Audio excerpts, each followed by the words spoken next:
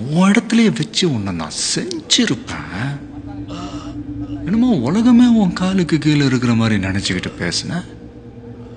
அடுத்த 1/2 மணி நேரத்தில் உன் வாழ்க்கை எப்படி மாறிச்சு பார்த்தியா? அதான் உன்னை கொஞ்சம் ஆட விட்டு அடிச்சேன். உங்க அப்பனுக்கு உங்க அப்பன் எப்பவுமே இருப்பான். வாயி ராவுத்ர பத்திரத்தை எடுத்தா நீ என் புள்ளிய டீம்ல எடுத்துக்கிறதுக்கு நீ என்கிட்ட காசு கேட்டுன்னு போட்டுக்குது. கையெழுத்து போடு. என் வேலை போயிடும். ஓஹோ, கையெழுத்து போடலன்னா உசுறு போயிடுவேன். பரவாயில்லையா?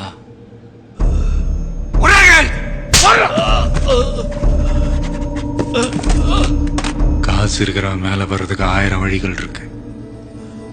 ஏழை பாளைங்க முன்னேறதுக்கு ஸ்போர்ட்ஸ் மாதிரி 1-2 தான் இருக்கு. அதுலயே வியாபாரம்.